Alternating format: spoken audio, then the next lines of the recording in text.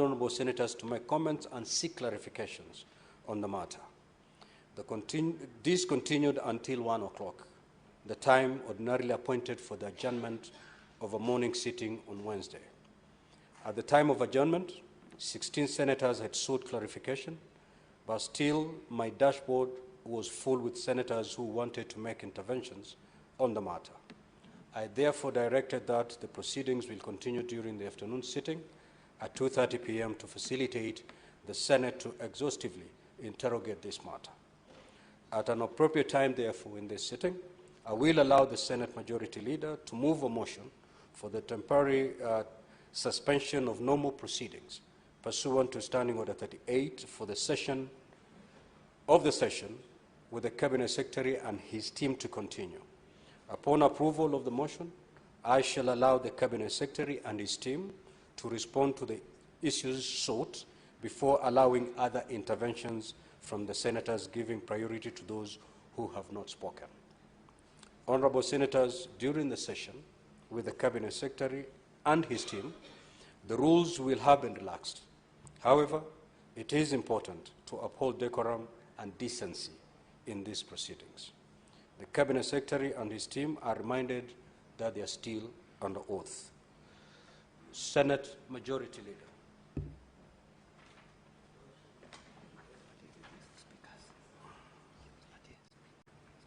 Thank you, Mr. Speaker. Mr. Speaker, pursuant to Standing Order number 38(1),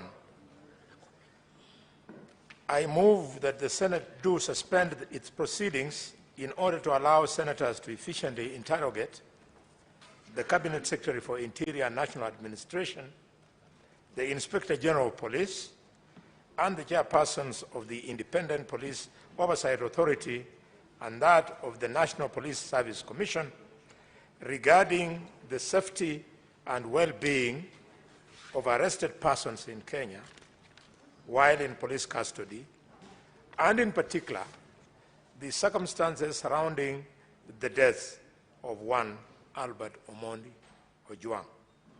Mr. Speaker, as the House will recall, this is a similar motion that was moved this morning, and the reasons and justifications that were advanced in the morning still stand true now.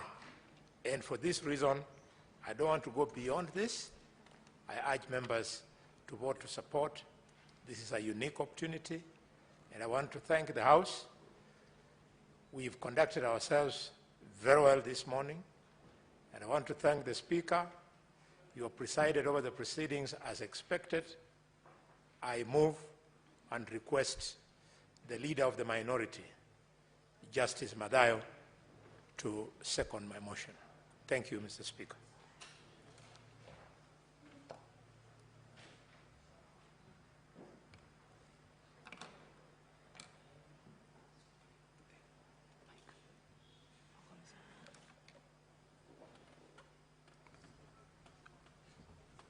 Thank you, Mr. Speaker. Mr. Speaker, I fully support the move of this motion, my brother Dr.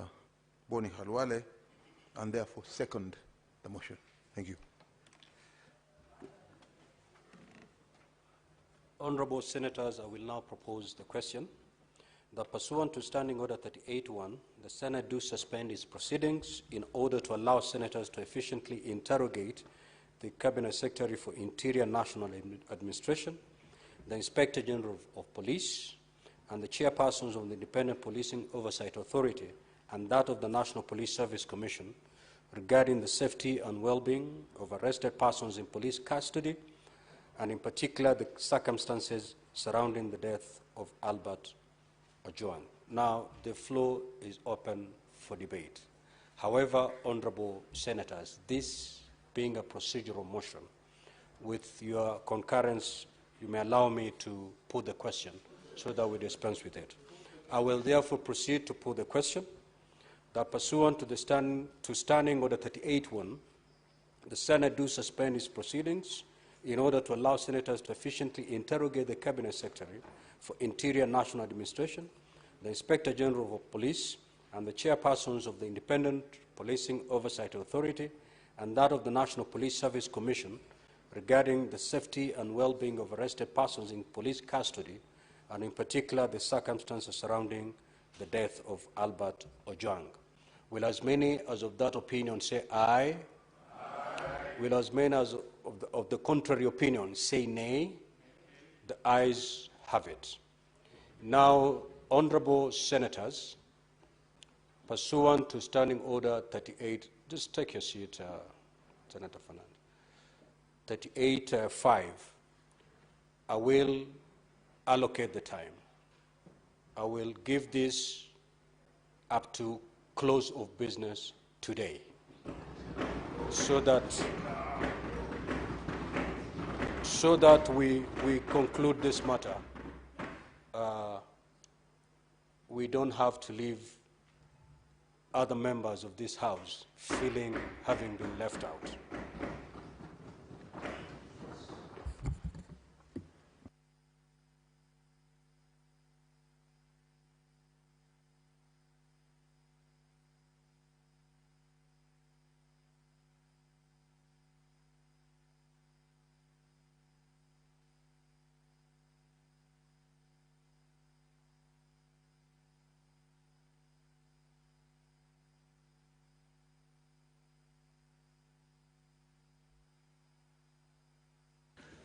Clerk, Sergeant at Arms, kindly usher in the witnesses, please.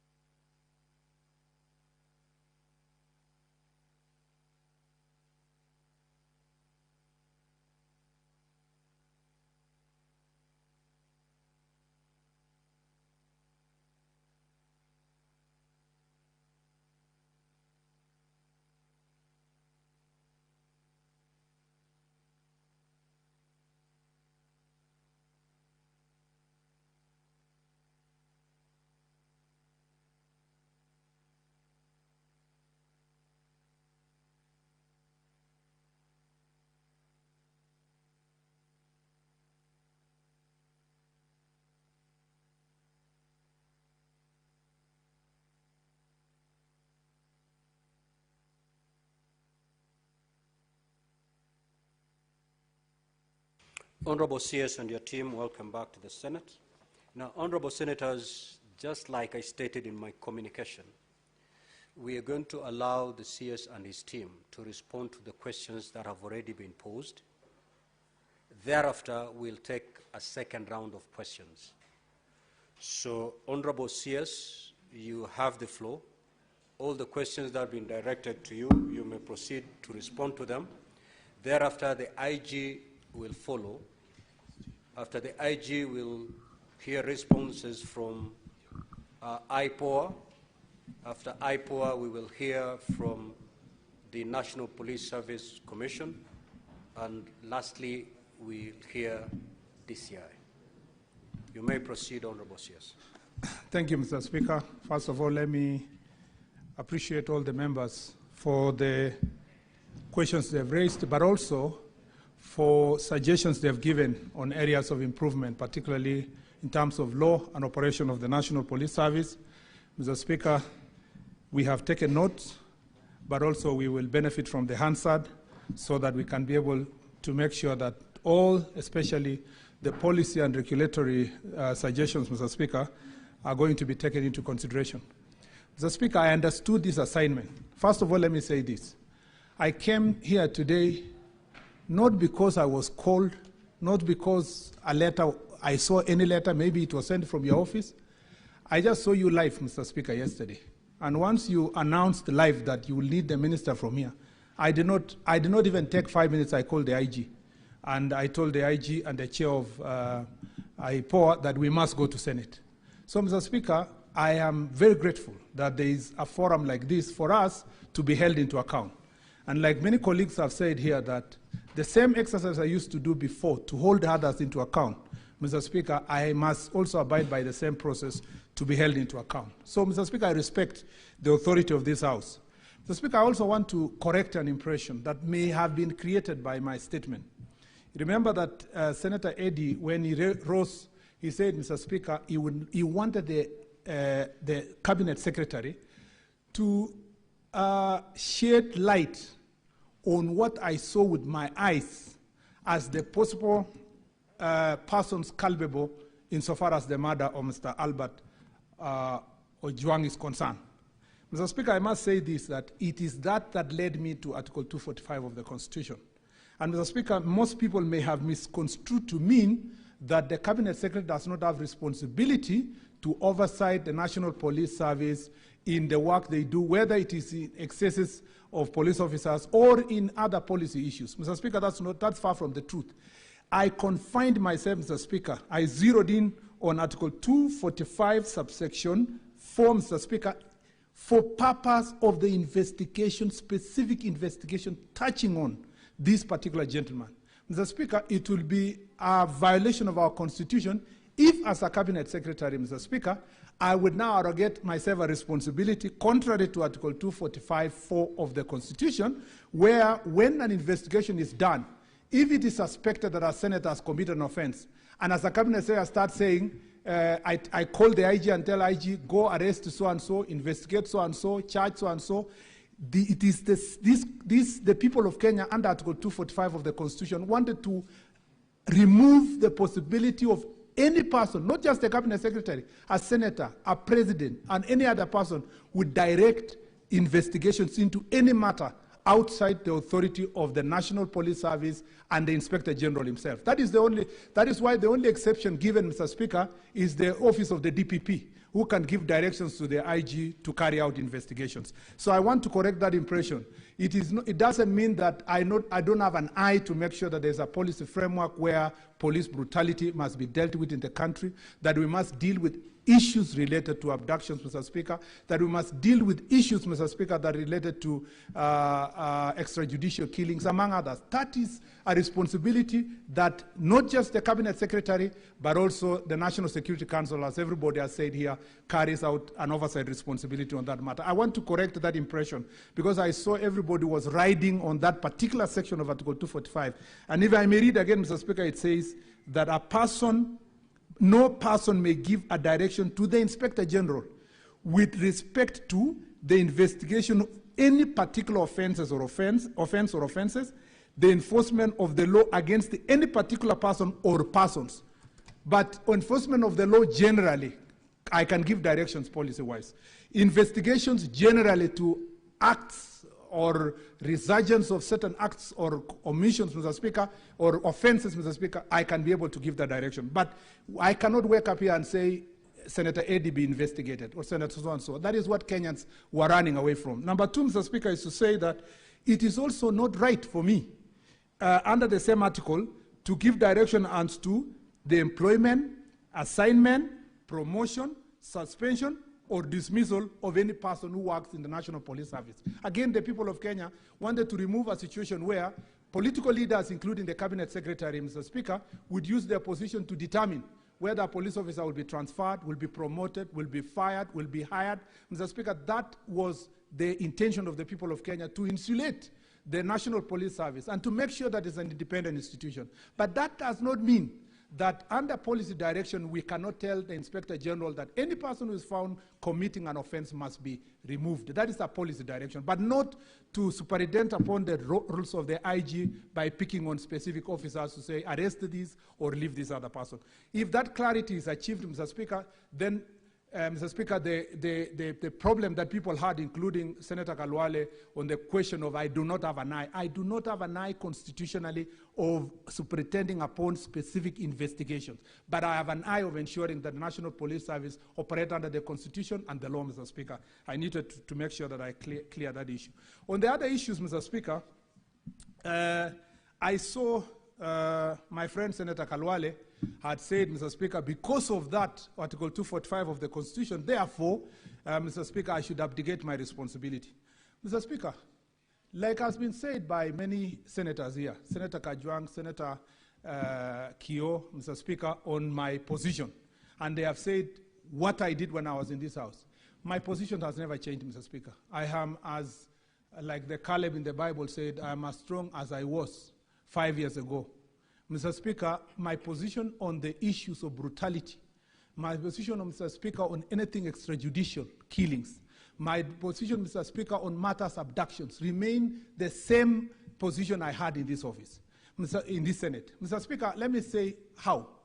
Mr. Speaker, when I go to office, I made sure that on the question, and you know, some people speak as though I've been in this office for 6 months. Mr. Speaker, I'm not yet even 6 months since I joined this office, but I'm glad that many people have expectation in me. I know even of a particular senator, Mr. Speaker, who never even waited for 2 months, whose natural national chorus is Murkomen must resign, Murkomen must be fired. Mr. Speaker, even when I was 2 months to the office, that was the song he was singing. Mr. Speaker, I am used to that song. But the point I want to make is that as a cabinet secretary, Mr. Speaker, when I go to office, I know, Mr. Speaker, for sure that there were challenges in our National Police Service. Mr. Speaker, in any case, the statement you have asked me to come and answer today, if it were not for the issue of Albert Ojwang, is in relation to last year's unfortunate incidents that happened on 25th of June. Mr. Speaker, where a number of cases are under investigations. Mr. Speaker, a few years ago, the question of Baby Pendo. Mr. Speaker, a few years ago, the question of Koome. Mr. Speaker, I disclose here that lawyer Kimani was my friend. I knew him. Mr. Speaker, in all those investigations, Mr. Speaker, the Independent Police Oversight Authority did their job. Even as Senator Metu was saying, there might be a cover-up. In the case of Senator Kimani, because I follow, Wakili Kimani, in that particular case, Mr. Speaker, there was an attempt to cover up.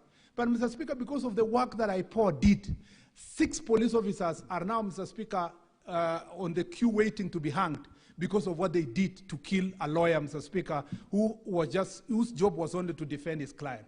Mr. Speaker, therefore, there is enough precedent to deal with matters that are related to police brutality and extrajudicial killing. Mr. Speaker, I personally, even though I am not part and parcel of this investigation, I have no doubt in my mind, Mr. Speaker, that if the speed that IPOA is using and the cooperation the National Police Service is giving, Mr. Speaker, that the perpetrators of this heinous act against Albert, Mr. Speaker, will be brought to book. And, Mr. Speaker, I have no doubt in my mind that if our judiciary, working closely with the DPP and the investigators, these people will just follow the same route that other police officers in the past have followed who have committed this heinous act. I wanted to give that assurance to the people of Kenya. And the Kipchumba of that time is the same one. Mr. Speaker, I went to Nakuru. Brian Odhiambo, his mother confronted me because Brian Odhiambo was kidnapped and taken to, I think it was National Park. Mr. Speaker, the investigations have stopped. The arrest was not happening. But, Mr. Speaker, when I came back, I told the investigation authorities it's your responsibility to make sure that those who have participated in the kidnapping of Brian Odhiambo must be brought to book. Mr. Speaker, as a result of that pressure I put in as a cabinet secretary, those people were charged in the court in Nakuru.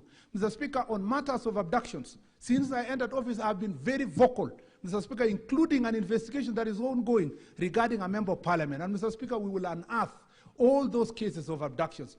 Mr. Speaker, when we came to office, even though I was not the cabinet secretary, Mr. Speaker, the president gave directions to the country during campaign and after we came to office, that it does not want to see extrajudicial killing, it doesn't want to see bodies in River Yala, it doesn't want to see bodies in River Tana, it doesn't want to see bodies in Abadeas of people who have been abducted and killed. Mr. Speaker, we may not have exterminated completely these criminals who are doing these acts, but Mr. Speaker, I can tell you there is no systematic or planned such acts in government. And Mr. Speaker, there is not by accident that as this administration came to office, there are no bodies that are found in River Yala or River Tana, Mr. Speaker. Why? Because we took a stand position, Mr. Speaker, and will continue in that direction. And Mr. Speaker, I am glad that now we enjoy this level of democracy and freedom to speak.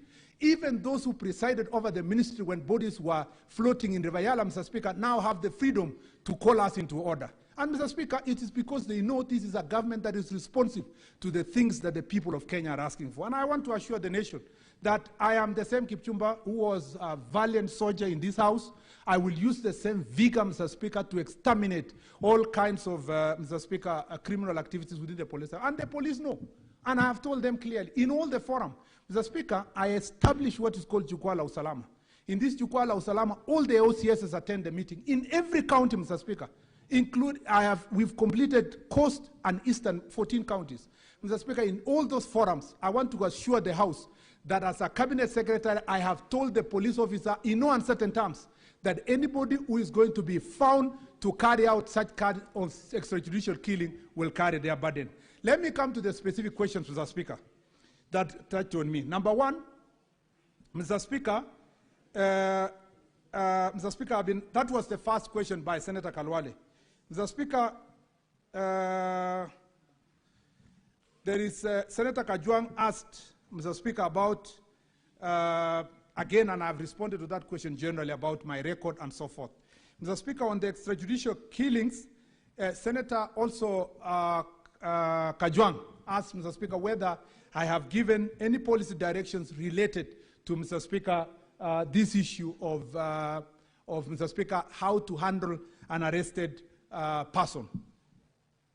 Mr. Speaker, if you look at the, let me just refer to this.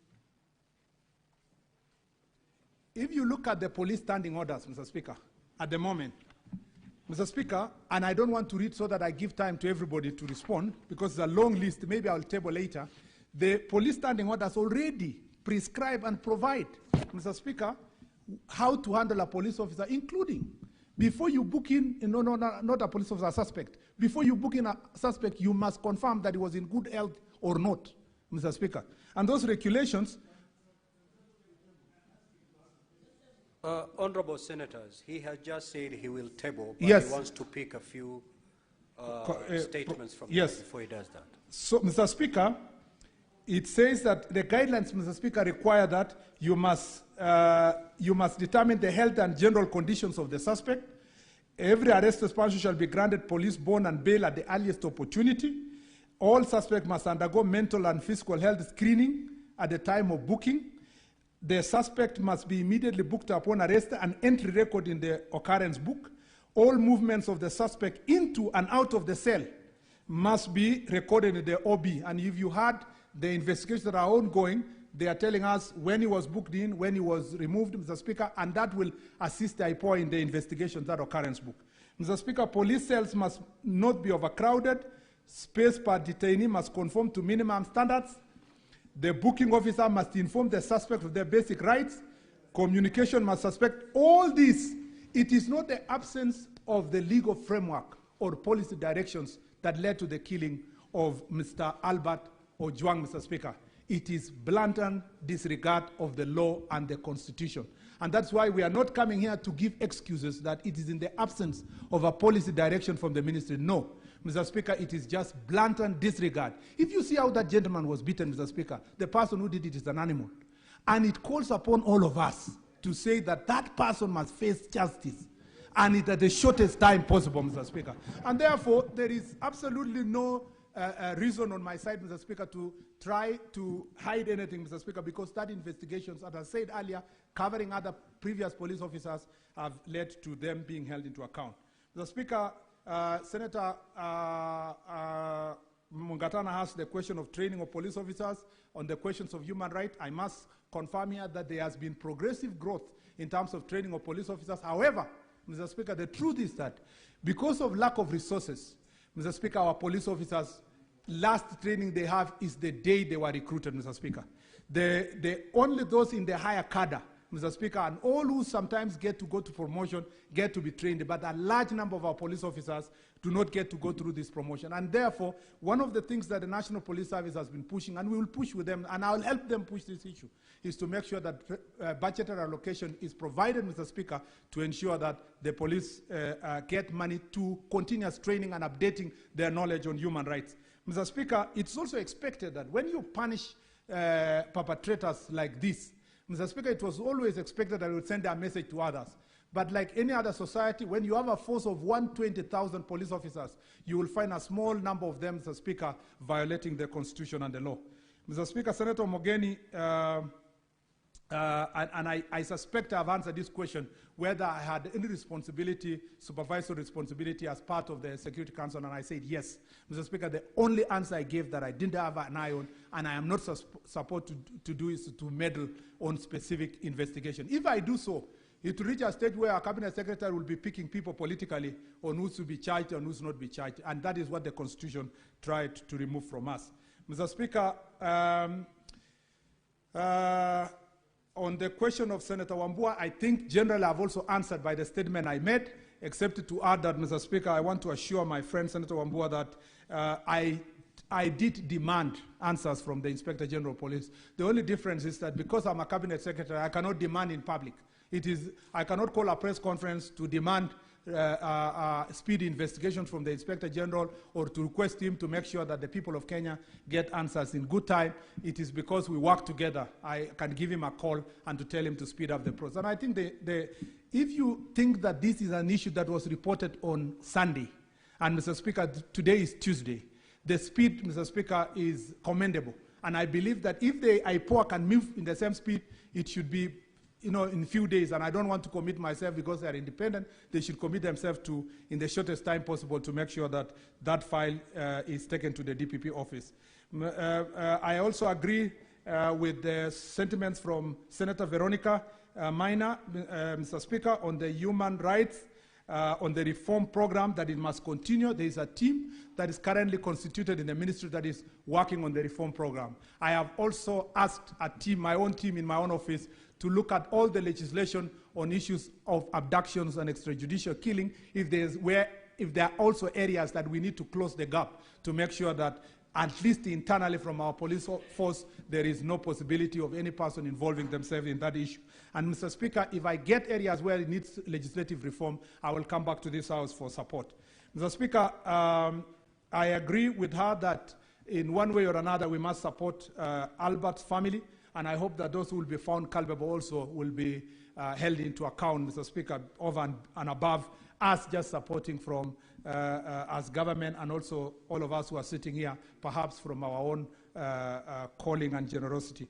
Mr. Speaker, there was also a suggestion from Senator Dulo that we may need to look at the use of the computer misuse law. Mr. Speaker, we were here, we debated this law, there were issues, it went to High Court, it went to Court of Appeal, where it is at the moment. Mr. Speaker, some of those issues, we can relook at them. Mr. Speaker, even the team that I've constituted in my office, I've told them to look at all the decisions of the courts, including Justice Ogola's rules, among others, Mr. Speaker, on how to handle a suspect, so that then we can see if we are getting the standing orders or we are coming up with new regulations that will make sure that our police service is a bit, Mr. Speaker, up to date. Mr. Speaker, I know that I have been asked whether I should run away from this responsibility. Mr. Speaker, for the 6 months I've been in this office, nearly 6 months I've been in this office, the effort and the energy I've put to revamp this ministry, Mr. Speaker, gives me hope that in the near future we will see the fruits of this responsibility. Mr. Speaker, I know that in moments like this, like those who went before me, and others who have other responsibilities, Mr. Speaker, these are the moments that the duty to serve overrides, Mr. Speaker, the condemnation to throw in the towel. It is important as a leader, when you are faced with challenges, to provide solutions. If you become the kind of a leader that runs away from solutions, Mr. Speaker, then you miss that opportunity. Mr. Speaker, I've been asked by dear Mr. Nyutu Senator Nyutu and Senator Kalwale. Mr. Speaker, the question of why, Mr. Speaker, I should not ask the DIG Langat to step aside. Mr. Speaker, let me say this, that, Mr. Speaker, this is an ongoing investigation. To the best of my knowledge so far, the information we only have is that the Deputy Inspector General of Police, despite being the DIG, took the step to report what he thought was an act of, or a crime committed against him. And Mr. Speaker, went low as reporting this to the DCI. And that investigation was done. And in the process of this investigation, somebody has died. Mr. Speaker, nobody has told me here whether the investigations lead to a particular result, whether it is to protect him or to exonerate him or to charge him, Mr. Speaker, is not my responsibility.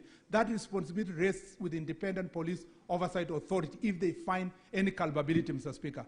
The rule of law demands from all of us, God forbid, should a senator here, at the rank of minority leader, for example, report a case to the police and the suspect is arrested and dies in custody, God forbid that the minority leader, someone will say he must take responsibility.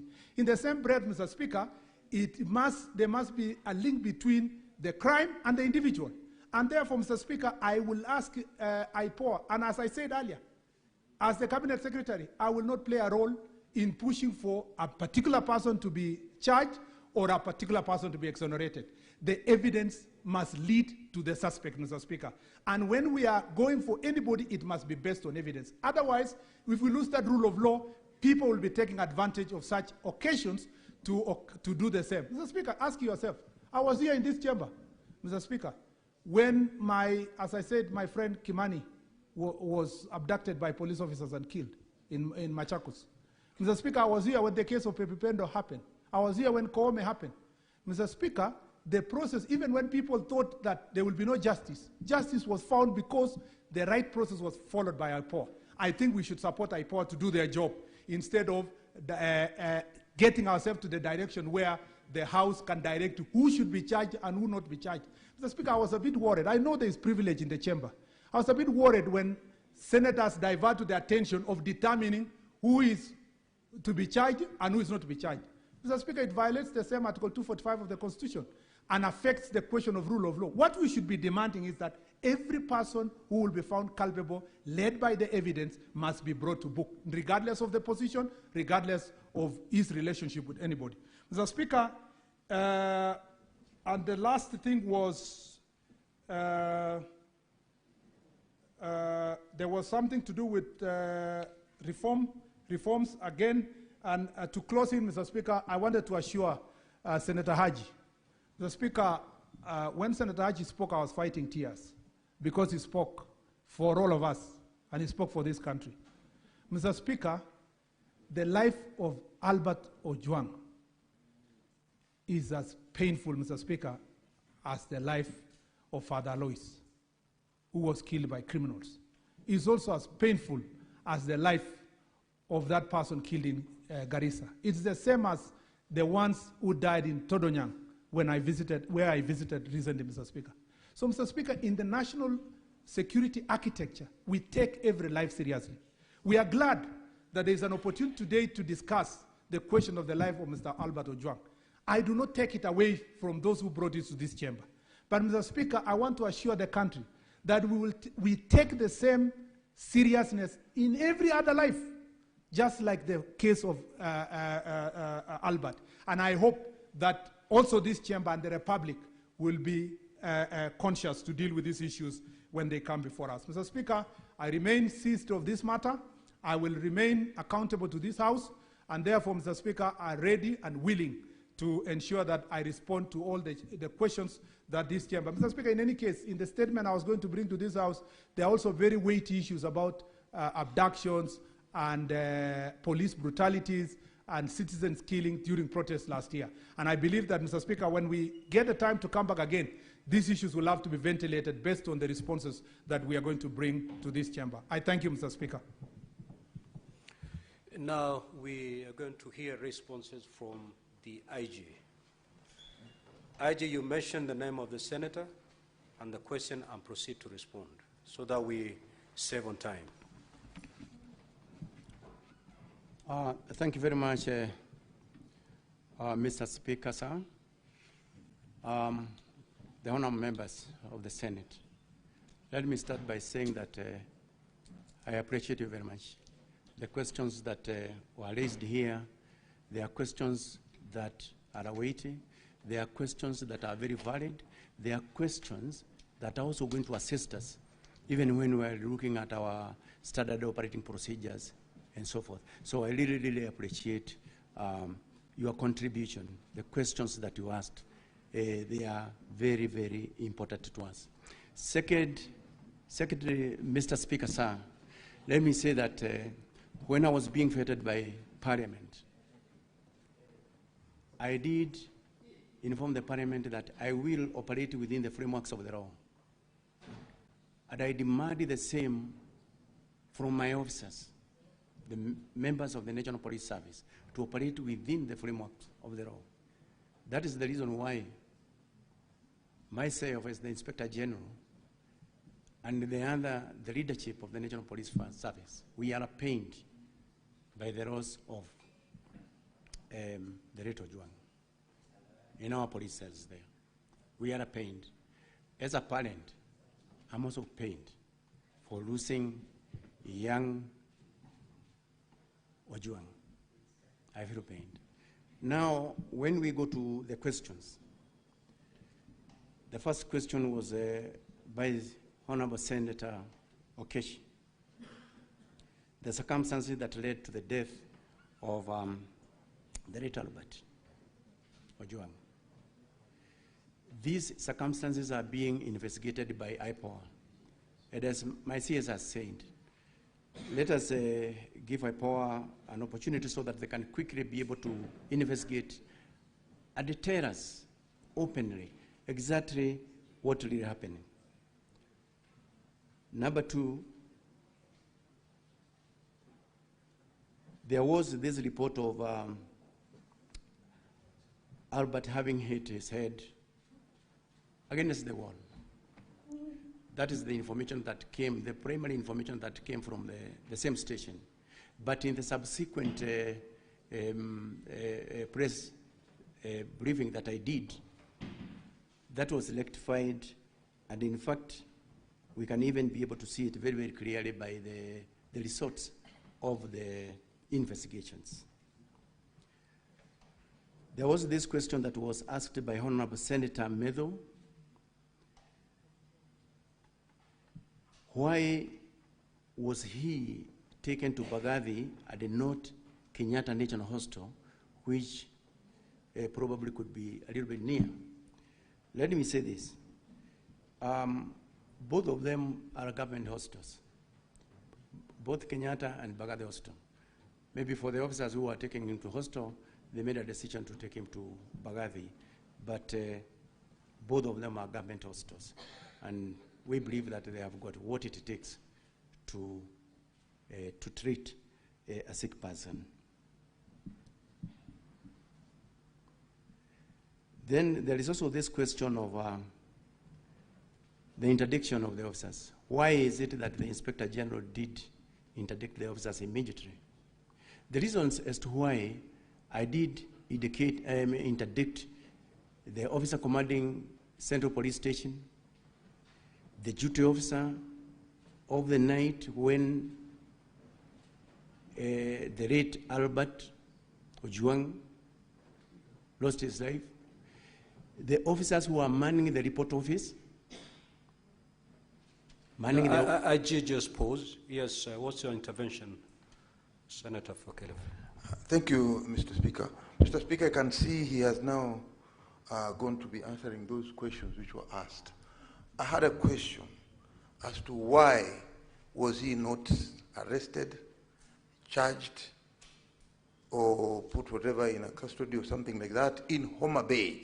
Why did he have to travel all the way from Homa Bay to Nairobi and ended up losing his life here? Senator Fokelefe, the IG has a list of all those questions. He will get to yours. Just be patient. Proceed, IG. Thank you very much, Mr. Speaker, sir. This question was actually asked by Honorable Senator Meadow, as to why I did interdict these officers, because these were the officers who were on duty there.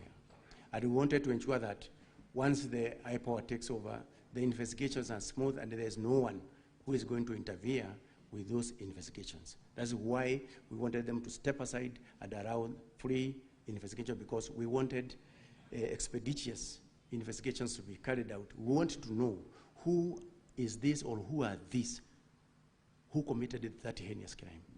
And we want to know it as quickly as possible. There was the question from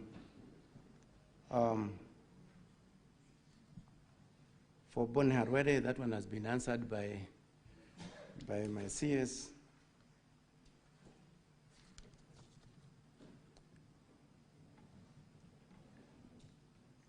Then the question from Honorable Senator Manzayo, why Albert Ojwang was arrested in Homa Bay and why he had to be transported up to Nairobi. This question, the DCI is going to answer it very, very, very, very clearly as to the reasons why he was transported from Homa Bay up to Nairobi. But basically, it is because in Nairobi, that is where the offense was actually committed. But DCI is going to give more details on that. Why the CCTVs were again interfered with? That is another question that was also asked by Senator Masayo. The Independent Police Oversight Authority is investigating the entire scene of crime. And they are going to tell us exactly what happened with the CCTVs. And if there is anyone who was involved in that, then punishment must be meted to an officer of that nature. So the same case applies to the question, who are these police officers who committed the crime of murder to the late Albert Ojwang? Again, we are waiting for answers from IPOA, who are right now investigating the same. And we are looking forward to the resolution of that issue soonest possible, because it's something that have actually captured the entire country into what happened on that date. The question from Honorable Senator Ojwang.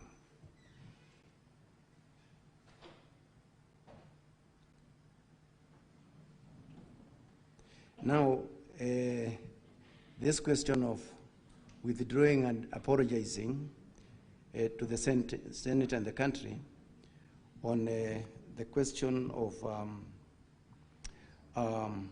the late Ojwang, Ojwang having committed, hit his head on the walls.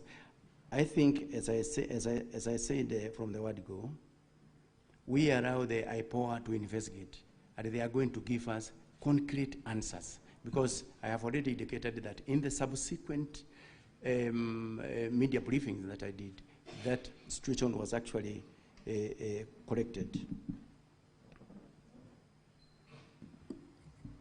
IG. On whether... IG, you need to respond to that question in a better way. This was the question by Senator Ojwang, that through your official communication, the first information you put out there to the public was that the young man had hit his head against the wall and therefore died. Later on, after the autopsy was carried out, it was found to be totally different. The question that the senator then rose to ask was, would you, having put that communication to the public that the young man hit his head on the wall and died, would you withdraw that particular communication and proceed to apologize to the nation? That was the question the Honorable Senator asked. If you're unable to do that, you can also, that's also an answer. Thank you very much, Mr. Speaker. On that question, let me say this. Number one, if in the ongoing investigations by the IPOA investigators, we get to know the truth, the officers who issued the initial report that we relied upon, then they will have to face disciplinary proceedings as provided for by the regulations by providing incorrect information. So we are awaiting the outcome of the investigations of IPOA in that. IG, we've had the benefit of hearing the representative of IPOA in the morning, and they were very categorical on what caused the death of this young man. What more do you want to hear? Mr. Speaker, sir, from what we have heard here from the IPOA, although we have not yet gotten that report, we will proceed on and take appropriate measures on the officer who gave the primary report on that material day. We have taken note. IG, proceed.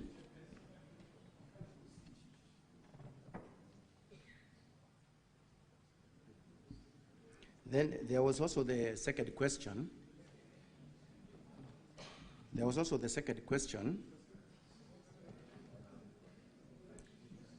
Honorable Senators, I think we are doing pretty well now. We are doing very well. What is your intervention, Honorable Mungatana? Now, IG, the reason why you are attracting a lot of intervention is because you do not want to open up and just tell the senators exactly what happened. We are here to hear the truth. Just give us the truth, and there'll be minimal interventions. Proceed. Mr. Speaker, I have a lot of respect for the current IGP. In fact, a very professional police officer. But I wanted to remind him, the Constitution has given us, under Article 238, the principles of national security. And Mr. Speaker, on 238(2)(c, it says, in performing the functions and exercising their powers, national security organs shall respect the diverse culture of the communities within Kenya. And Honorable Senator Ojwang has said, to imply suicide from his cultural background, it is attracting a huge stigmatization of that family. So I'm inviting the IGP to offer an unconditional apology to the Senate in view of the post-mortem report that has been made public. And then we proceed, Mr. Speaker.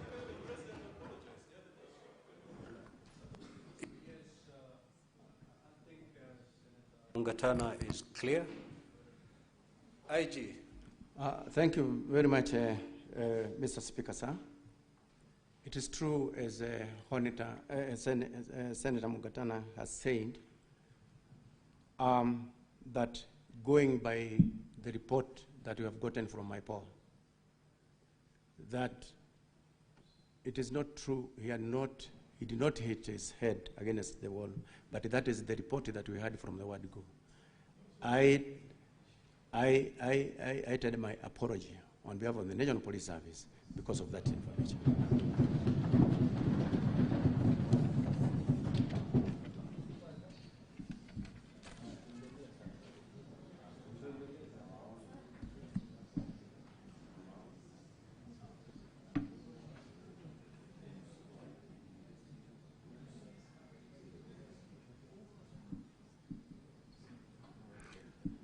So there was also the question of how the police are trained. That question was clearly answered by my CS. He also did mention that funds is also another constraint that has been been delivering the National Police Service to enable us to train everybody within the service. Then there was also the question of how many were in the cell. There was also the question of how many were in the cell where Albert was held. Again, Mr. Speaker,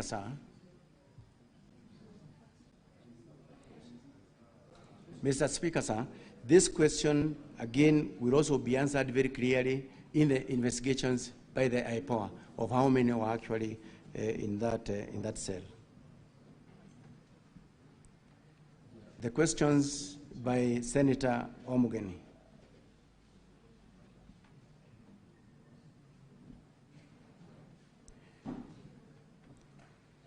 As I have indicated, I myself am a parent. My other senior level commanders, they are all parents. By losing Ojwang, it pains me, it pains them. It is not right to lose them in a police cell. Now, when he arrived, or when he was brought in from Homa Bay, he was given an opportunity to call his family back home, as I did indicate from my statement that I was providing, where he did indicate to his wife that they had reached Central Police Station safely and he was safe. So that one confirms that when he reached Central Police Station, he was all right, by his own statement to his own family, that he was fine. So the second question is about why was Ojwang booked alone in the cells. As I have indicated there earlier, this is something that is we are going to be provided with answers by the investigating agency, because these are some of the questions that it must answer.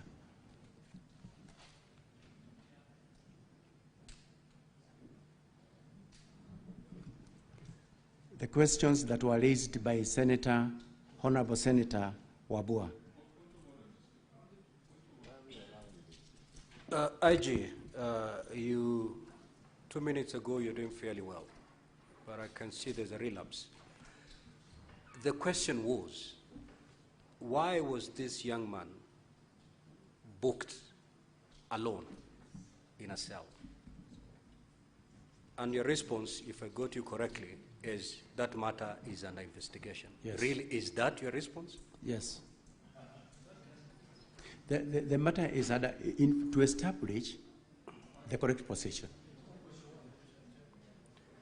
Senator Ojwang.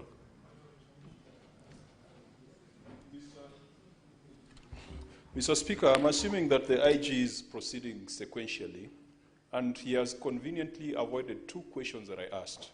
And that was why the Deputy Inspector General of Police is still in office when he was very quick to interdict or to give directives for junior officers to be out on the basis of the proximate cause theory. And I also asked a very specific question that came out of his submission, that there were other names. There were other 4 persons of interest. Are they alive? Or are they in a ditch somewhere? Are they at City Mortuary? He's supposed to tell us that if he's going sequentially. Thank you, Mr. Speaker. Proceed, IG. In regard to the question that was asked by Honorable Senator Ojwang about whether to reassure the House that all the 4 that were mentioned are alive. I'm going to give an answer, but the rest of the details will also be provided for by the DCI. To say this, there was one suspect who was arrested, and by that time he had been placed at Kamukoji police station. When the file went before the ODPP raised issues that needed to be covered. Thereafter, the suspect was set free until such a time when the file goes back to the ODPP and he gives his recommendations. As for the rest, none of them had been arrested. So we believe they are still out there.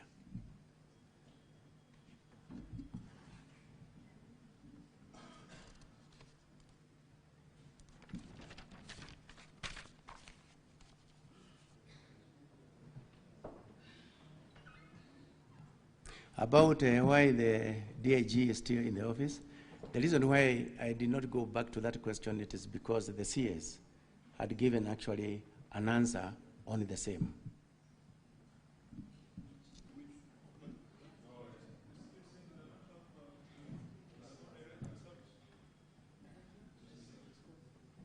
He did respond.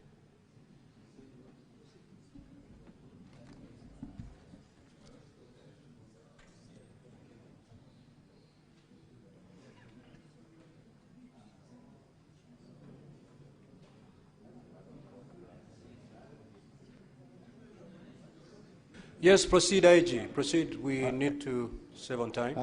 Thank you very much, Mr. Speaker. So that question of why Ojwang was booked alone in the cells, as I have answered right now. No, we are saying. Honorable Senators, the IG has responded to that question. His answer may not be satisfactory, but it's an answer. That is what he replied. Proceed. Thank you, Mr. Speaker, sir. The questions that were raised by Honorable Senator Wabua. He first of all registered displeasure of the absence of the chair IPOA. I think that one was recorded. The questions that were directed to the IG is when at the Central Police Station,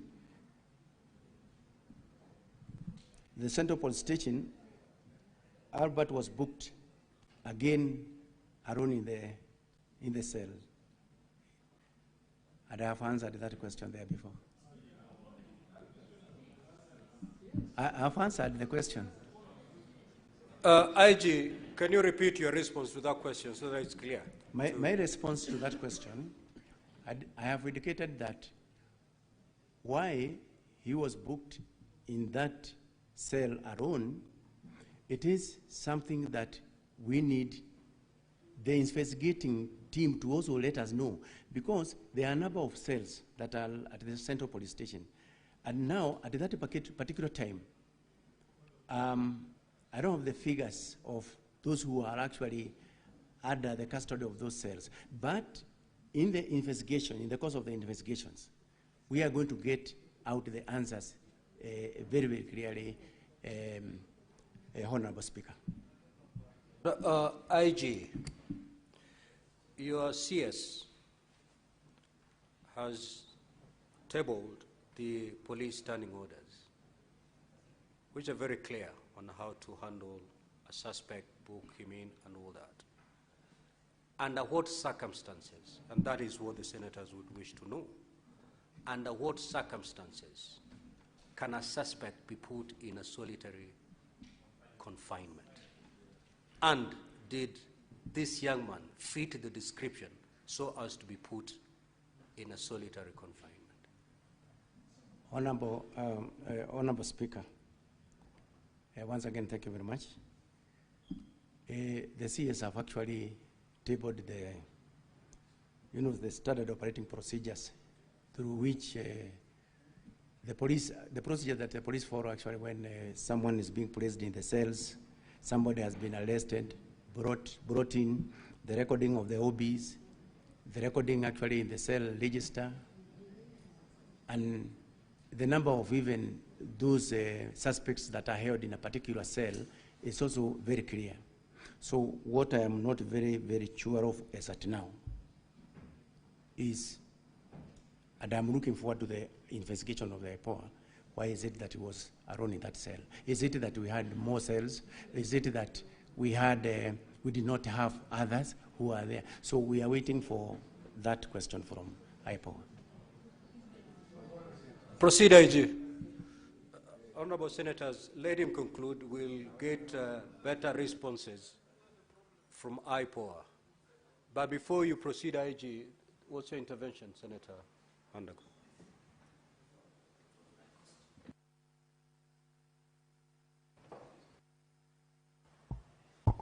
Thank you very much, Honorable Speaker. I just needed some small clarification, Honorable Speaker.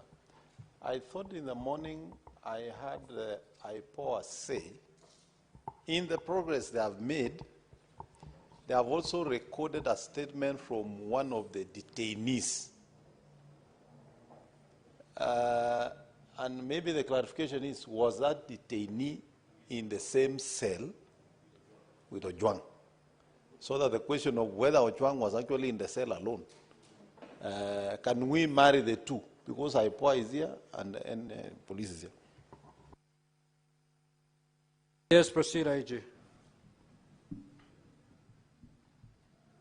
Then there was also this question, again from Honorable Senator Wabua, which he asked,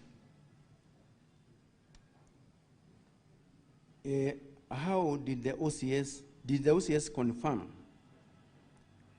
Albert Ojwang was fine when he was booked in?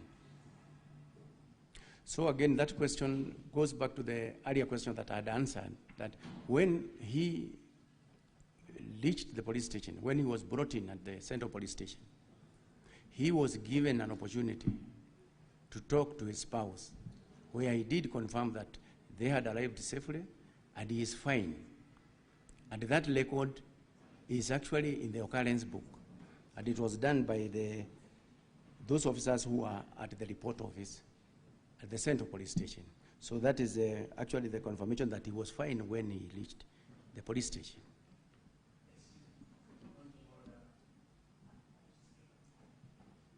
Certainly, it cannot be a point of order, Senator Onyonka. You may put forth your intervention. Thank you. IG, there's a gentleman who was the OCPD of that police station at Central, Mr. Benjamin Talam.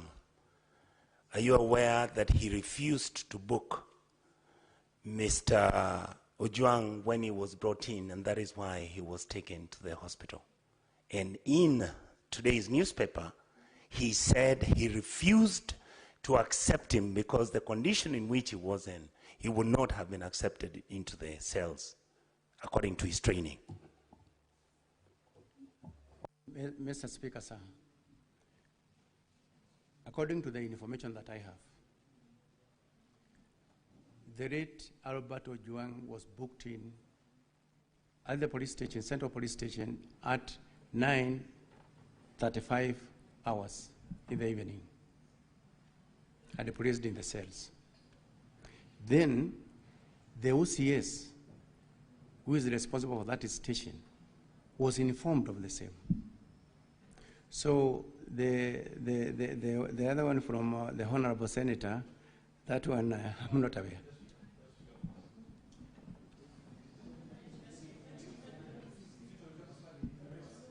Honorable Senators, I'm taking note, and Senator Wambua, I'll come back to you. Just run through the questions that you have. For those ones that we feel are not satisfactorily answered, we will certainly have an opportunity, Senator Boni. Just proceed. Yes, Senator Boni. Mr. Speaker, the public and the Senate are expecting that the witnesses we have this afternoon will shed light. And that light can only come out of the quality of the evidence that they are adducing. Mr. Speaker, there is something called a hostile witness. When a witness deliberately, with due respect to Kanja, either becomes economical with the truth or attempts to evade a question, he's being hostile. What is the value of this exercise if the IG, who is supposed to have convinced himself on how Ojwang was handled, how can he be the same one now deflecting that responsibility to IPOA? He's supposed to give evidence in the same manner he'll give to IPOA when IPOA will call him to appear before them, Mr. Speaker. I know, honorable senators, the beauty of this is that we have all the players before us. He has shifted the burden to IPOA. IPOA is right before us.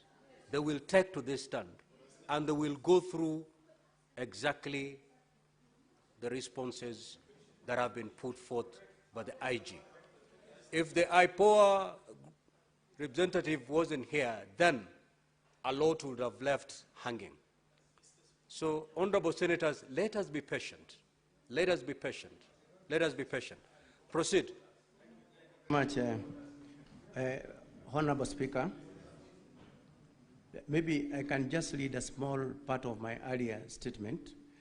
That just pick the question and respond so that we move. So the question that had been asked here is, I would like to reply as follows. When they arrived at Central Police Station in Nairobi at approximately 21:17 hours, and at 21:24 hours, Mr. Albert Ojwang contacted his wife via mobile number that is also provided there to inform her of his safe arrival. Chief Inspector Taram, the officer commanding the police station, was contacted through his mobile phone. The number is also provided, and they authorized the booking of PC Mohammed Rashid Hiro Abdurai booked the suspect into the cells after confirming his normal physical and mental state was okay. Filed OB number 136/07/06/2025, which was done at 21:35 hours. That is the information that I have, Honorable Speaker, on that note. There was also the question of who interfered with the CCTV cameras at the station. Honorable Speaker, this question is amongst the many questions that the investigating agency, who are actually looking, who deals with matters, criminal activities by police, to give us an answer on that one, so that we can actually now be able to take appropriate measures with anyone who interfered with the normal settings of the CCTVs around that station. There was also the question from Honorable Senator Veronica.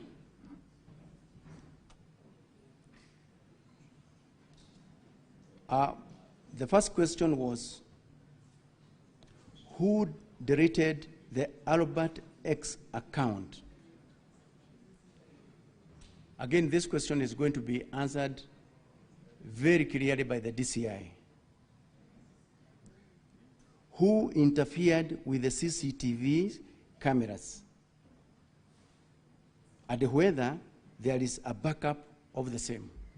So on the CCTV cameras, Honorable Speaker, is as I've indicated that we are waiting for the investigations to let us know who is it that actually did that kind of interference.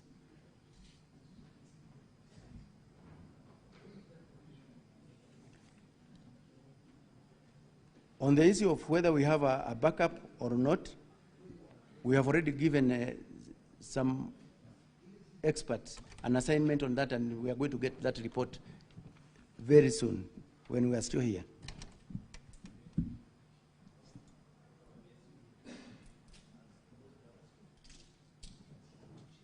And then the last one is that question of all police officers must at all times ensure that the rights of the suspects are respected. That is our standard operating procedures. For those who defeated away from that, then they must face the full wrath of the law. That is our position. That the officers, police officers must at all times respect the rights and freedoms of the people, whether they are suspects or not. I'm saying this because, Honorable Senator, police officers are at the forefront in the defense of the rights and freedoms of the people. So any officer who turns against that, he goes against the same law that he is supposed to protect. And they are, all of them, they are aware, out there in all the stations, in all the deployment throughout the Republic, that the rights of suspects, the rights of the other Kenyans must be protected at all times. So as I have said, anyone who goes against that, then he must face the full wrath of the law.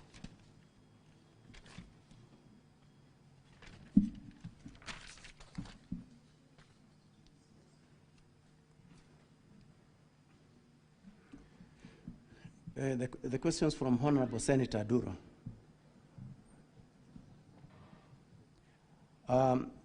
Honorable Duro requested that I provide all the documentary evidences of the letters that the DIG did to the DCI. We have them, and I want to promise that by tomorrow, when we are attending the Committee of Senate, we will be having those documents with us. She did ask the same question: why does the police have to drive all the way from Homa Bay, the suspect from Homa Bay to Nairobi? That is, as I have answered there earlier, and the DCI is also going to give additional details on the same.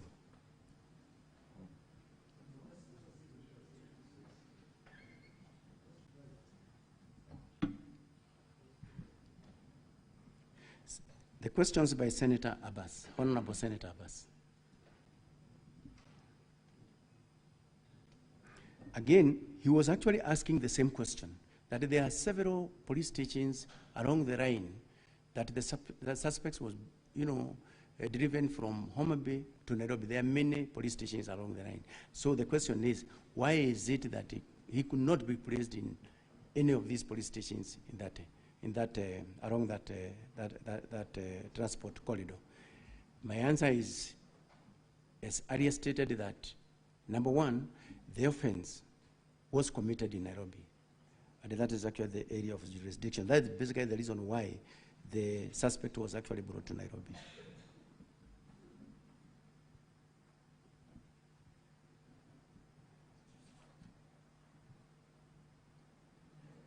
Then there was also this question from Honorable Senator Haji, where he asked, why is it that the investigations could not be conducted elsewhere where the suspect was arrested? So the answer to that question is that the offense was again committed in Nairobi. That is the reason why the suspect was driven from Homa Bay to Nairobi.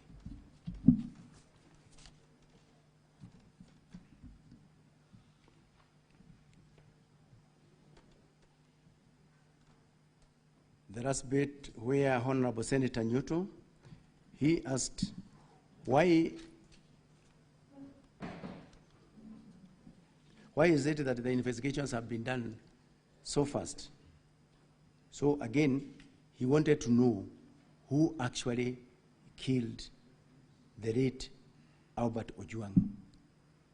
As I had answered there earlier, Honorable Senator, I'm eagerly waiting to know amongst those officers who are on duty or any other officer who are involved in that transaction, who is it that did, or who is it, or who are they that are involved in the cold-blooded murder of Albert Ojwang.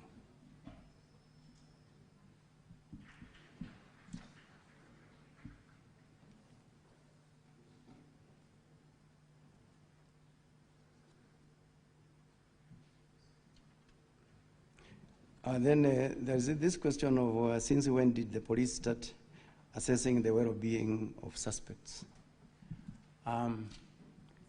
That question, if you look at our occurrence book, it has got several columns. And in one of the columns, there is the physical state and also even the weather. So we do indicate in that particular column, how is the suspect looking like? Even the weather, if it is raining, we say it is raining. If it is chilly, it is cold. So they are there, they are provided for in that occurrence book, Honorable Senator. So it is on that basis, after he also spoke with the spouse, it was also confirmed that he did confirm that I'm okay and I have arrived safely in Nairobi. So based on that, the OB recorder recorded the same in the occurrence book. And it is there actually to be seen by everybody.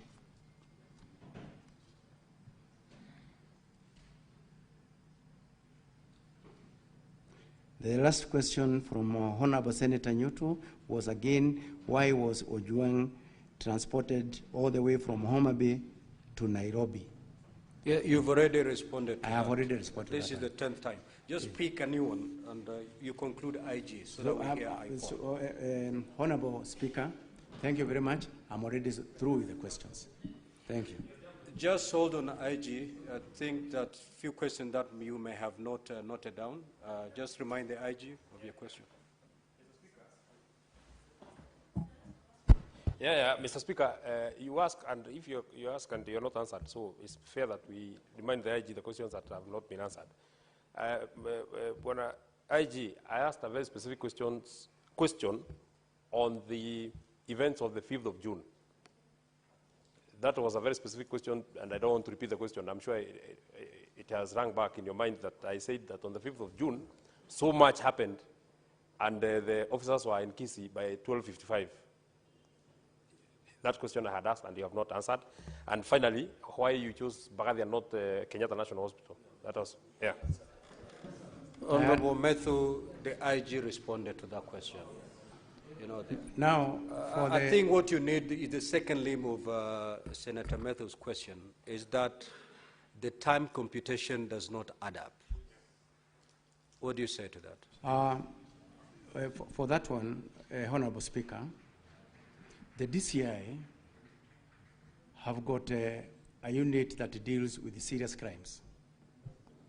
And in that unit, although he is going to give details on that one, in that unit, he has those who records the statements, those who are investigating on other bits of, every continuing investigations. So that's the reason why you find that once it has been confirmed, for example, by the CK, has been confirmed by the EACC, then there is this team that moves immediately and effects, for example, the arrest. So that is basically the reason why you find that it is really not the same team that is seated at the DCI there that is doing all that, but it is one unit. So the information is passed to the other teams that are there.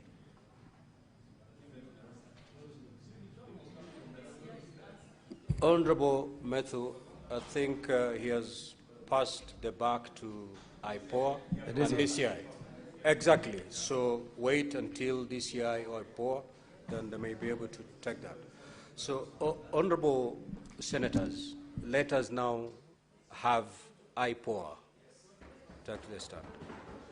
Senator Haji, you will. We still have all the witnesses around, you will. Exactly. Proceed, Senator Haji.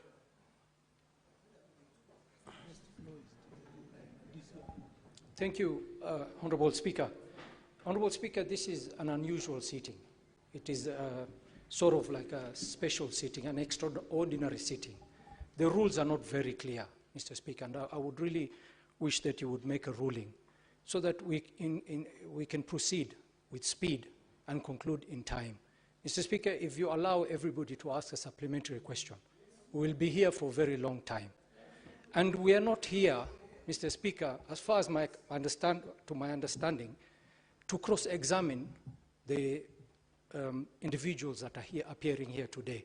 If we were informed that that is the case, then we would have been here very well prepared to cross-examine every answer that is submitted to this House. So, Mr. Speaker, and also not to forget that this matter has also been referred to the committee. I don't know what you expect the committee to do, what work to do, if we are going to handle everything here today. And we don't have the time. So, Mr. Speaker, I indulge that you make a ruling so that we can move with speed and give opportunities to the senators who have not spoken today to also ask questions to the individuals that are here. Thank you, Mr. Speaker.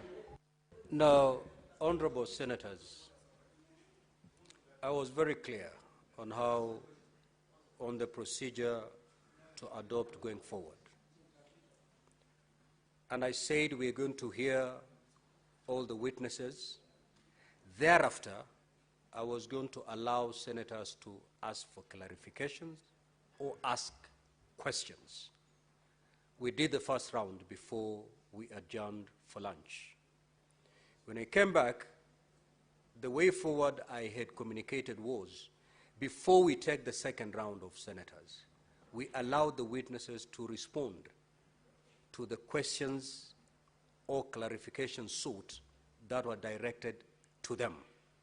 Once we are done with that, we will take the second round of senators. Now, the problem is there are some questions that honorable senators have posed that have not found satisfactory answers. That those questions that honorable senators have posed, whom the IG has referred to IPOA. We are not here to cross-examine anybody. We are simply asking questions and clarifications from the witnesses that are here. So, honorable senators, I would urge us to do this. We step down the IG. A lot of his responses were actually shoved towards either IPOA or DCI. Allow the DCI. Allow the DCI because the IPOA will combine DCI and IG.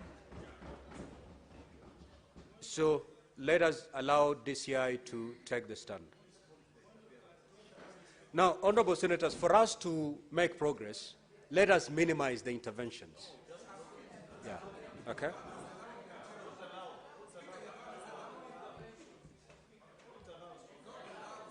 Honorable senators, let us allow DCI to proceed to respond to the questions sought. And as the DCI does that, please let us not have any interventions so that we make progress. Proceed, DCI. Yeah, thank you very much, Honorable Senator and Honorable Speaker. And I would like also to appreciate Honorable Speaker and the members for giving me this opportunity to respond to some of the issues raised on the floor, Honorable Speaker. Honorable Speaker, an Honorable Senator has actually appealed to my religious faith. And I would like to categorically confirm that I fully understand the religious implications of swearing by the Holy Quran. I cannot please a human being so as to displease my Creator.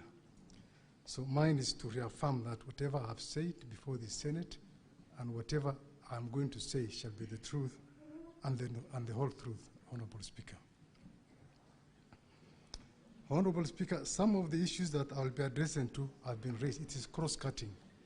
So I may not be able to attribute the questions to a particular senator. I wish to confirm that it is true that just like any other citizen, the DIG KPS, Mr. Lagat, filed his complaint with the DCI in view of the very, very serious allegations touching on the integrity, both on the office and on the person of the DIG KPS. And with those very, very serious allegations, his only recourse, Honorable Speaker, was to report the matter to the DCI, which is the investigative agency of the National Police Service, so as to investigate those allegations to its logical conclusion. There was nothing extraordinary with that report. Honorable Speaker, we have in the past received and investigated similar complaints from senior government officials, senators, members of parliament, and the investigative process has always remained the same. We receive the report, we investigate with a view to identify the culprits, and we take appropriate action. So the complaint by the DIG KPS, Mr. Lagat, was subjected to the same due process, Honorable Speaker, and there wasn't any preferential treatment as such. So I wish to confirm to this august House that throughout the subsistence of our investigations, the DIG KPS never interfered with the investigations whatsoever. Relating to the complaint letter and the statement, just like the IG has said, we are ready and willing to avail the same before this august House. The question on why the deceased, may his soul rest in peace, was transferred from Homa Bay to Nairobi. Honorable Speaker, the CPC Section 71, Cap 75, is very, very clear on the places of trial and jurisdictions. Ordinary places of trial for an offense is determined where the crime was committed. Our courts also do have jurisdictions, save for those courts that do have or enjoy inherent jurisdictions. For this particular matter, Your Honorable Speaker, the offense we believe was committed in Nairobi, but the arrest was done in Homa Bay County, and that's why the deceased had to be driven all the way from Homa Bay to Nairobi. You may also wish to note that offenses of cybercrime, Honorable Speaker, have a national jurisdiction, as there's no way of justifying the place it has been perpetrated. It is an offense that can be committed even when somebody is on a journey. So it has a national jurisdiction. Senator Kalwale alluded to the fact that we did not have a court order. And I would like to state very clearly, Honorable Speaker, that we do not require a court order to move a suspect from one police jurisdiction to another police jurisdiction. We don't require a court order. For this, for the deceased, he was booked at Mawega Police Station, that is Homa Bay, and booked out at 16:00 hours. And he was booked at Central Police Station 21:32 hours. There was an allegation that why we could not provide the CCTVs the DCI offices in Mawega, I wish to confirm that we don't have a DCI offices in Mawega. It is a recently elevated police station from a police post, and we don't have the presence of a CCTV there. I further wish to confirm, Honorable Speaker, that the deceased was treated with utmost humility throughout the journey, all the way from Homa Bay to Nairobi by the arresting officers. Indeed, while at Narok, he asked for refreshments, and he was given some refreshments by the arresting officers. Like I said, Honorable Speaker, he was booked at Central Police Station at 21:32. At 21:24, the deceased was given an opportunity while at Central Police Station to talk to his wife. One Nefnin Apondi,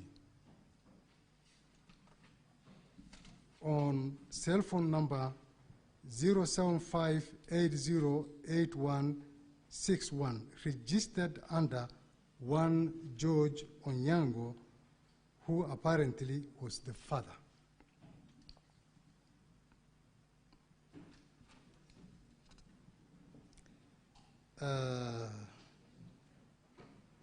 The vehicle that was used to ferry the deceased from Homa Bay County to Nairobi was a DCI vehicle, GKC519B Subaru Forester.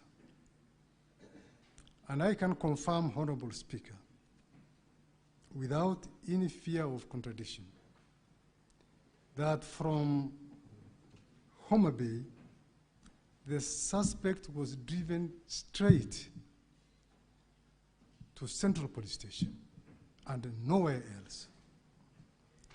And for this, we can technically confirm even the movement of the Subaru vehicle by using the GPS system. Some members were alluding to the fact that maybe the suspect was taken to DCI headquarters, and nothing can be far from the truth. From Homa Bay, he was taken straight to Central Police Station, where he was booked in the cells. And the actual booking, the digital booking, was done by the report office personnel.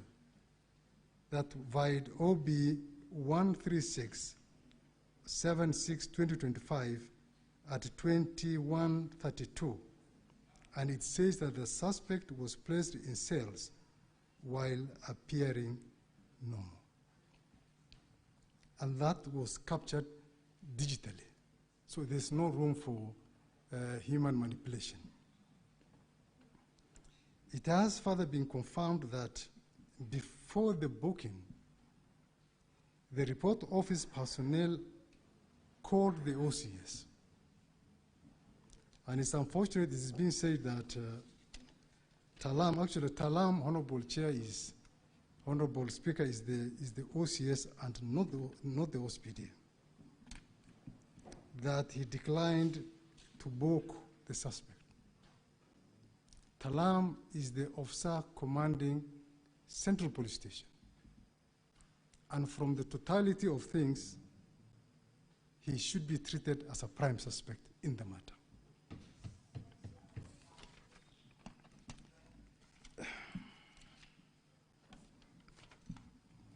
So,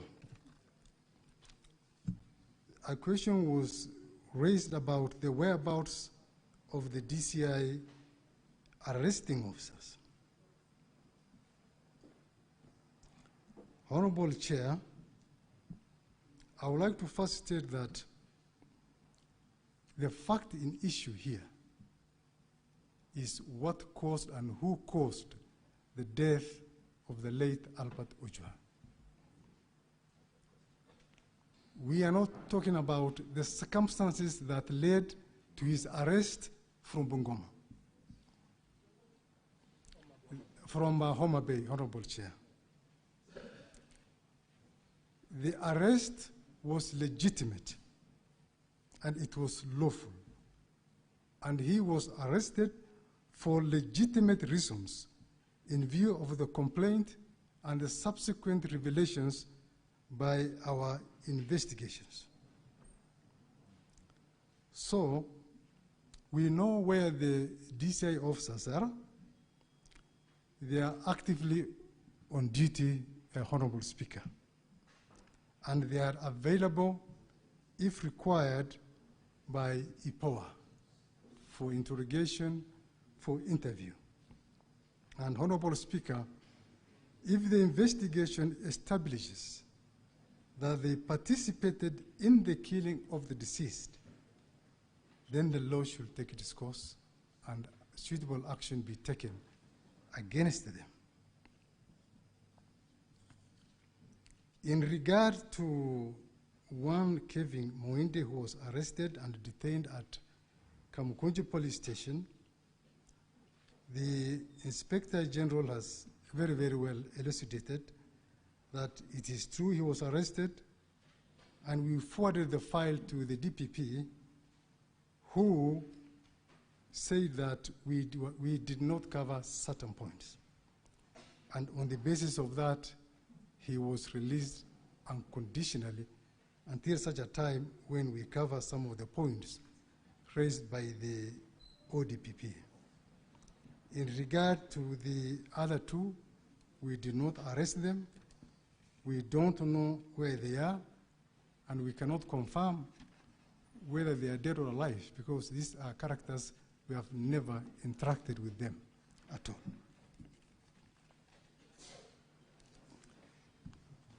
all. Honorable Speaker, it is true that the ECC confirmed the same day that our officers were in Homa Bay. When we are conducting investigations, Honorable Speaker, we task this division of labor. We give the teams specific tasks. We have the action teams. We have the teams that do the interviews, the interrogations, the writing of the correspondences, the compilation of the file. So it is not the same team that collected the correspondence from EACC, the same team that arrested the suspect from Homa Bay. And then finally, there was the aspect of the who deleted the social media account. Honorable Speaker, this issue came after the fact of the murder. And we got this in the social media. And I believe in their investigations, because we are not the ones having the conduct of the investigations. This should be an area that should interest the EPOA team to find out, besides other issues, who actually deleted the social media account and why and when. I think those are issues that can be sufficiently addressed by the EPOA investigations. Otherwise, Honorable Speaker, I want to rest my submission there unless there's another question. Thank you very much. Thank you, IG. Just before you take your seat, the question as to why the young man was arrested in Homa Bay, not charged in Homa Bay, but transferred all the way to Nairobi, was asked to the IG. His response was that the crime was committed in Nairobi. That was the response of the IG. The same questions was directed to you, DCI, and this was your response, that the crime under the Cyber Crime Act is a crime of a national jurisdiction, meaning it can be tried anywhere.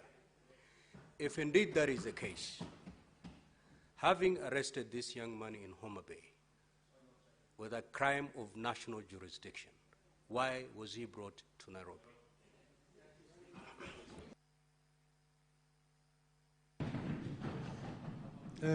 Thank you very much, Honorable Speaker. When we are making the decision to determine where to take a suspect, there are several variables that we consider. One is the logistics and the investigation convenience. If we say that we take him to a court in Homa Bay, and all majority of the witnesses are in Nairobi, the forensic lab evidence is in Nairobi, the complainant is in Nairobi. So because of that, and because of the logistic reasons, that's why sometimes we find it more convenient to have the suspect charged here in Nairobi instead of wasting a lot of resources going to Homa Bay. And that is provided for in our service standing orders, Honorable Speaker. Let's hear IPOA. You may take your seat, DCI.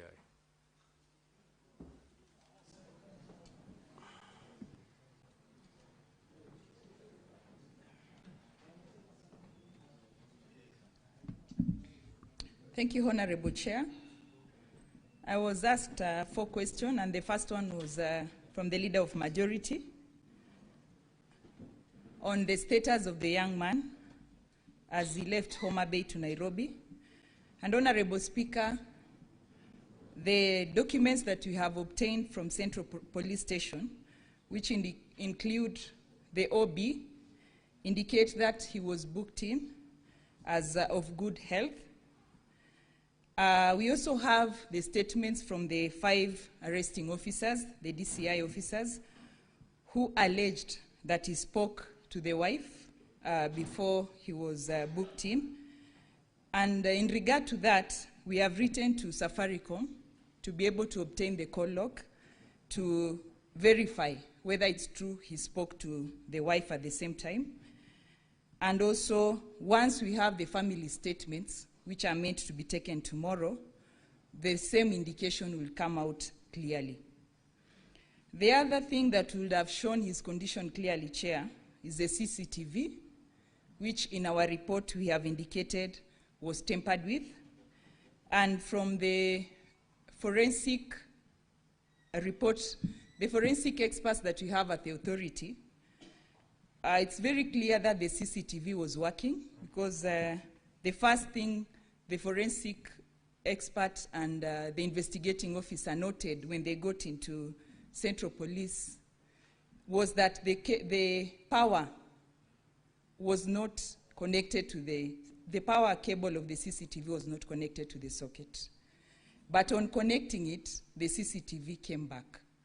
But on trying to review the previous day's events, there was nothing. So it is very clear that the CCTV was tampered with, and we have referred the same to an expert to be able to retrieve the data.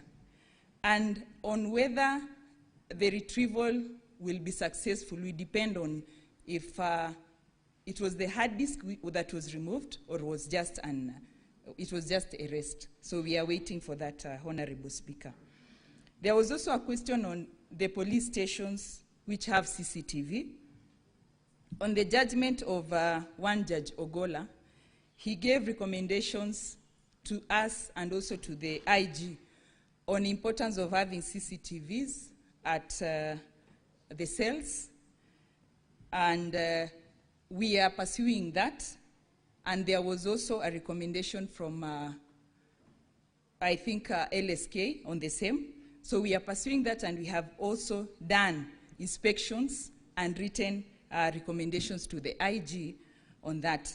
And I want to commend the IG because during his interrogation for the job, he spoke of the importance of having officers having body cams as they do their work.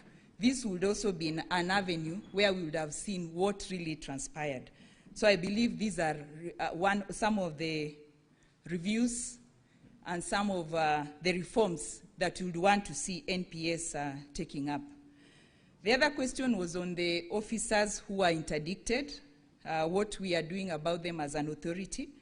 And I had indicated in my report that the 6 officers were to report today for statement writing at the authority headquarters. And during lunchtime, I've confirmed they have reported and their statements were being taken. 8 of them, including the OCS, had already taken the statements. So of the 6, the authority saw 9 more, 11 more being persons of interest, who are officers who are also around in the central police station, and they'll also be taken in for for statement writing.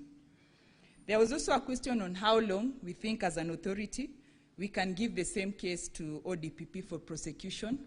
Honorable Speaker, with deliberation with my team, our legal team and our investigators, if you're given less than 10 days, we will be able to have all the reports ready, given that we have around 4 or 5 things that we need to conclude. And Honorable Chair, we had given, we had a bill in front of this House through JILAC, that is Honorable Sigei's committee, on powers to arrest and prosecute. There was a question on why the officers have not been arrested. So these are still powers that we are seeking as an authority, because if given these powers, we'll be able to arrest and also prosecute. Immediately we are done with our investigation. And Honorable Speaker, we are committed. As the CS said, nobody is above the law. Our Act as IPOA gives us mandate and powers to summon anyone, including the IG, for statement taking. Thank you, Honorable Speaker. Let us hear from the National Police Service Commission. Let him say for the record. Thank you, Speaker. I don't think there was a question directed to the National Police Service Commission, but I just want to say two things. On the issue that has been alluded by the CS Interior and even the IG himself, we have had situations where the IG wants to do promotions, but officers have not undertaken the requisite career progression courses. And when the CS says there is more need to try and pool resources so that these trainings can be facilitated. And finally, that we are in discussions. It's the National Police Service Commissions which approves the curriculum, and therefore with all the other stakeholders, once it is developed, then it is the mandate of the Commission to approve that curriculum if there are new changes. Thank you. Thank you, Speaker. Thank you. Now, once Senator Sige, you have the floor, you will seek that and ask your question, because you are doing the second round of questions. Now, honorable senators, if you can be direct to the questions, we'll save a lot of time. I am persuaded to put a time within which to ask your question. So within a maximum of 3 minutes. A maximum of 3 minutes. If you want to make a speech, you'll need 5. But if you need to ask clarification, 3 should be enough. Senator Ali Roba.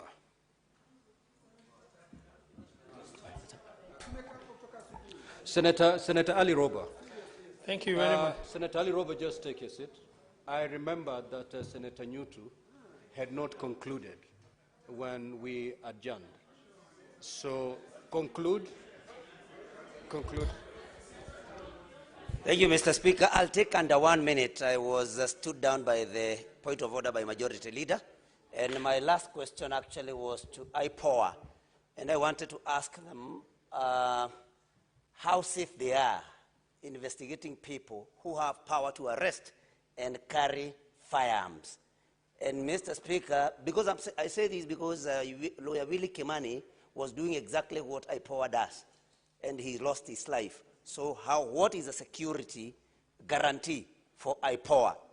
And DIG did not get my question, Mr. Speaker. He's saying that I claimed that investigation about this death has been speedy. I was talking about investigation about the claim made by DIG Lagat. It was speeded up. That is what I meant. And finally, to CS Murkomen, he said, he quoted to 245. Why we are demanding that DIG Lagat steps aside, it is because he is a police officer, and this matter revolves around him. So you cannot liken this to a complaint that is made by a senator or somebody else. This is a police officer who can interfere and who can command even people, the officers that are investigating. So it needs to be made clear. Thank you, Mr. Speaker. Senator Crystal Asige. That's very brilliant. Thank you, Speaker. The clarification that I sought, which is not part of my 3 minutes, I hope, Speaker, was that the question was asked of whether Albert Ojwang was alone or with others in the cell. And the IG said that that would be answered by the DCI and or IPOA, and neither of them answered that question. So that was the clarification that I was seeking. And it was further highlighted by Senator Mandago, who said that there is a detainee witness statement that IPOA took that would probably shed light on whether he was alone or with others. That is the clarification. My first question, Speaker. Who issued, this is to DCI, who issued the orders for Albert to be driven from Homa Bay all the way to Nairobi? I would like to know who issued the particular instruction for that to happen and not to process him in Homa Bay. Next, the DIG personally, we have been informed, recorded a complaint. And who took down that complaint? I would like to know from the DCI as well. And who else recorded a statement in support of the allegations made by the DIG? That is also to DCI. Next is to the IG. I know that the IG Speaker already has said that many of the questions will be answered or will be revealed once investigations are complete, but this one perhaps he can answer directly. This is to the IG. You said in your first media brief that the cause of death was that he hit his head on the wall, Albert, and you've just clarified that that was wrong information given to you by the primary report by an officer. Who was this officer who gave you this false information that you then issued in your first media briefing that misled the country as of the cause of death? That is what I want to know. And the reason I ask this is because if someone saw and alleged that he had repeatedly hit his head on the walls.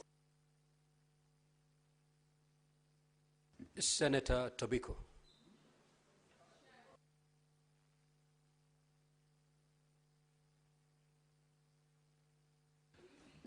Okay, Senator Asige, don't worry, I'll take care of that. Just have your seat. Senator Tobiko.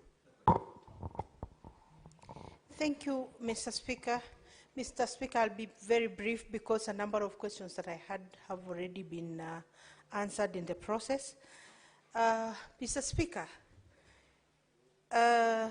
because the DCI said the crime was perpetrated in Nairobi, that's why the suspect was brought to Nairobi. Yet cybercrime, social media, including X-Space, is not necessarily domiciled in Nairobi. It is still baffles, Mr. Speaker, why the suspect was brought to Nairobi. But now that that happened, and he seems to have paid for his crime through his life. What then, Mr. Speaker, will be the recourse for a murder of this young man who has been murdered by the police? What will then be, the recourse for the family and for Kenyans in general, Mr. Speaker? Because there seems to be a crime on top of another crime, Mr. Speaker. Mr. Speaker, I had also wanted, but the lady from IPOA has responded, I had wanted to know whether the interdicted officers have recorded their statements and what is the account of the account of the deceased since he was brought to the station. What was his situation when he was brought to the station? But he said those statements were being taken today in the afternoon, so maybe that we will get to know later on. Mr. Speaker, I wanted to know whether the officers at the station, that is the report office, the cell sentry, record at the OB, if they clearly stated the status or the health situation of the deceased before he was booked in. Mr. Speaker, it is also of interest to this House to know how many hours it took to pick Mr. Ojwang from his home to, what was the name of that police station? The first police station. Mawega. And then from Mawega to Nairobi. How many hours? Because that seems to have had so many hours in between, so that we know whether that is normal or whether there was a detour to some other place before he was finally booked into Nairobi. And then, Mr. Speaker, I also wanted to know the normal situation. Do police arrest to investigate, or they investigate, forward the case to ODPP, then the DPP recommends the arrests? What is the normal situation, Mr. Speaker? Senator Muma. Senator Muma.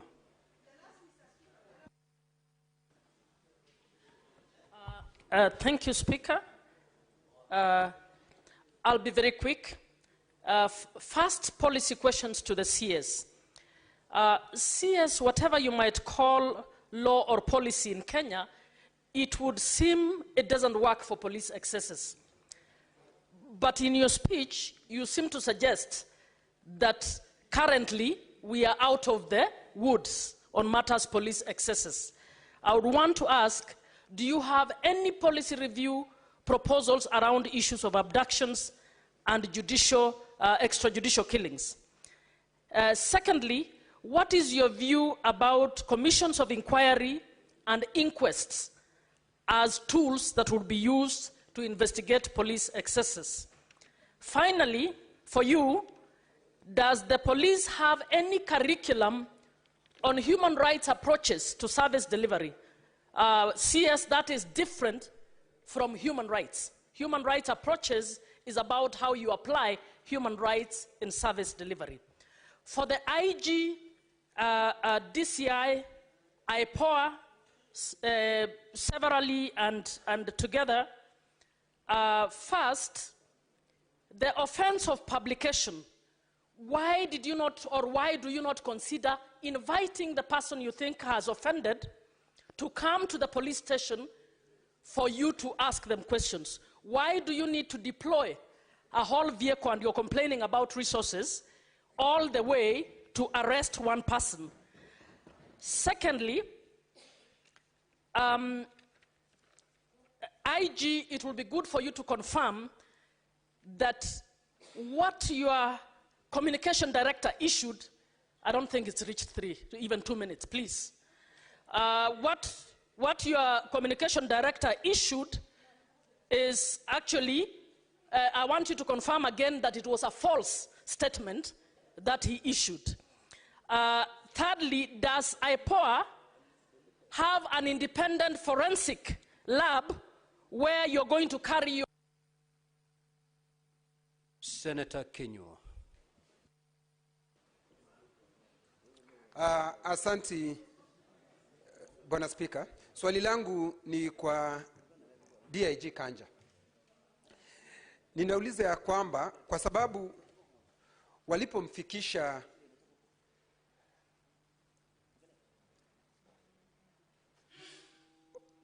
Albert Ojwang, walipomfikisha pale Central Police Station, tayari yule ambaye ni afisa mkuu wa pale katika ile police station ambaye anaitwa Talam hakuwako. Inasemekana alipigiwa simu kuulizwa kama atakubali yule Albert Ojwang aweze kuwekwa katika ile seli. Ni utaratibu wa katika polisi zetu, yeye afisa ambaye anasimamia station awe akiulizwa kama mtu yoyote ambaye analetwa katika police station awekwe ndani au la. Hilo ndi swali langu la kwanza. Swali la pili, ya kwamba hawa maafisa ambao walikuwa pale ikiwemo Talam tayari wamesimamishwa kazi. Na Talam hakuwa katika, yeye makosa yake ni kuwa yeye ndiye afisa mkuu katika ile police station ya Central. Tutafika mwisho wapi kuwasimamisha watu kazi, kwa sababu kulingana na mwendo huo afisa mkuu wa polisi wa Nairobi, kwa sababu ako na mamlaka, anapaswa kusimamishwa kazi. Siye huyo peke yake, afisa mkuu wa polisi katika Jamhuri ya Kenya anapaswa kusimamishwa kazi. Kabla tufike hapo,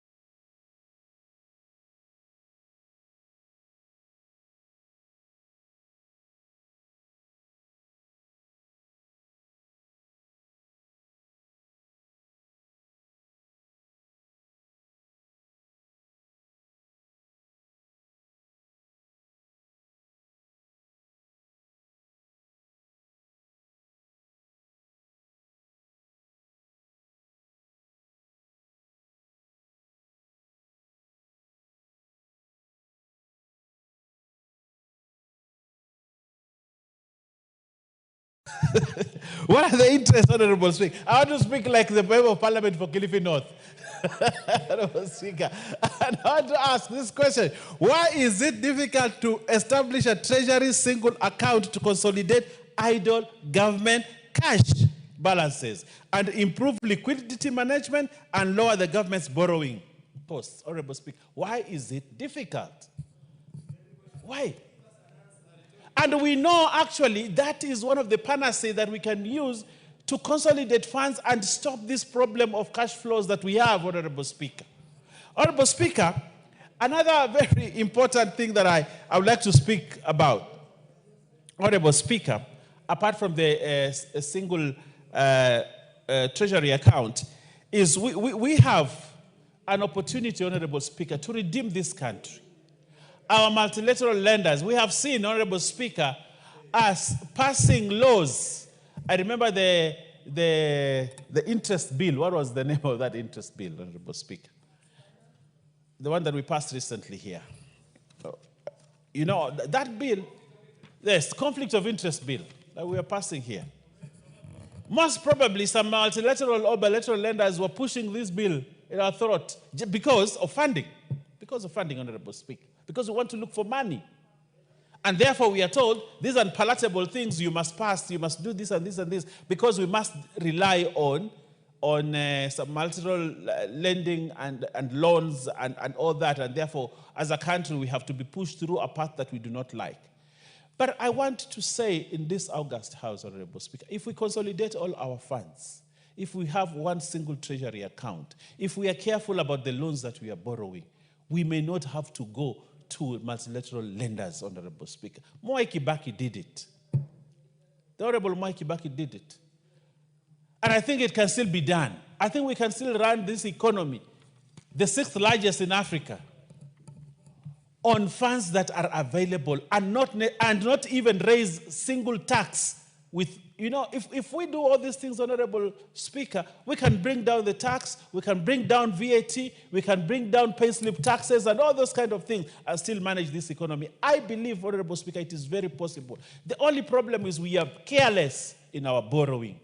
And even when we get the money, we are not even ready to implement those projects. That money lies in our accounts, and then we go back. We borrow money that has been loaned to us. So you actually pay double loan, interest and commitment fees, and then you also go back to the same bank again and borrow to pay salaries, Honorable Speaker.